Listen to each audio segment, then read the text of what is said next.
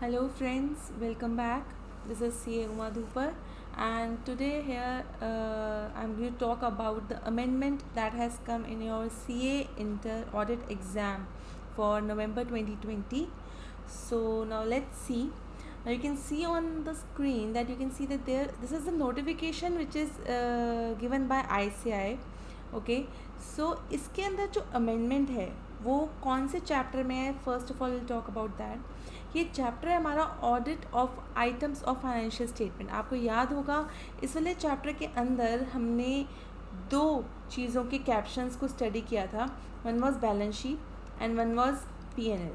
तो जो हमारा बैलेंस शीट था उसके अंदर हमारा एक छोटा सा सब पार्ट था शेयर कैपिटल.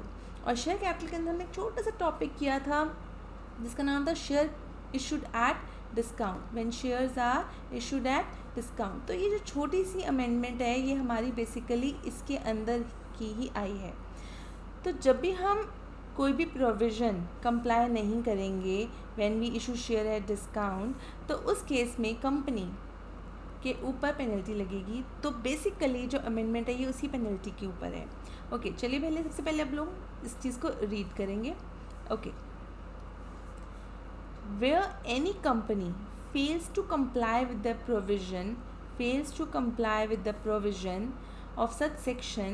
अब यहाँ पर देखने वाली बात है कंपनी एंड एवरी ऑफिसर, मतलब जो अब पेनल्टी लग रही है वो कंपनी पर भी लग रही है and every officer in default, दोनों पे लगेगी.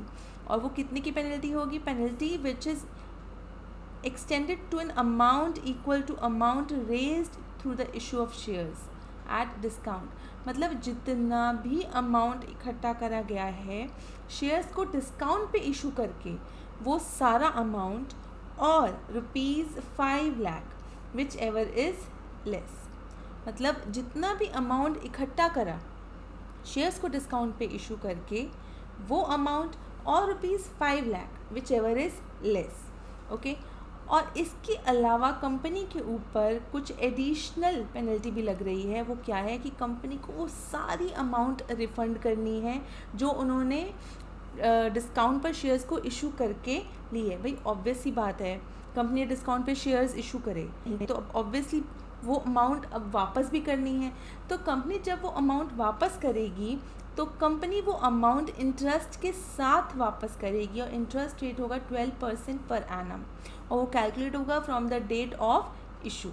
ओके, अब इसी चीज़ को हम एक छोटी सी समरी के फॉर्म में करते हैं ताकि आपको बिल्कुल क्लियर हो जाए. ओके,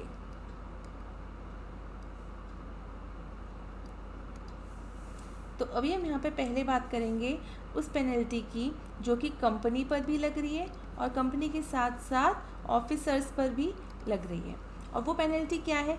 वो है amount raised from issue, amount raised from issue और ₹5 लाख और ₹5 lakh which ever is less और ₹5 lakh which ever is less. मतलब जितना अमाउंट इकट्ठा किया शेयर्स को डिस्काउंट पे इशू करके या फिर ₹5 lakh which ever is less.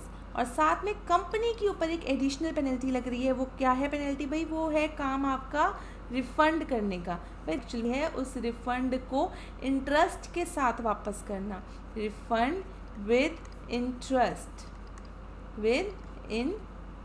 और इंटरेस्ट क्या होगा? इंटरेस्ट होगा आपका at the rate 12% per annum from the date of issue और वो कैलकुलेट किया जाएगा from the date of issue.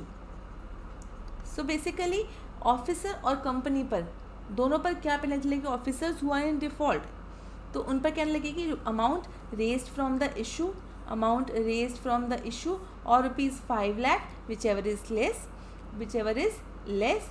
और दूसरा कंपनी पर ये क्या है? एक एडिशनल पेनल्टी है कंपनी पर. ये क्या है हमारी कि कंपनी को सारा पैसा रिफ़ंड करना है. भाई रिफ़ंड तो करना है पर इंटरेस्ट के साथ रिफ़ंड करना है. इंटरेस्ट रेट क्या है? 12% पर एनम और वो कैलकुलेट कहाँ से होगा? From the date of issue.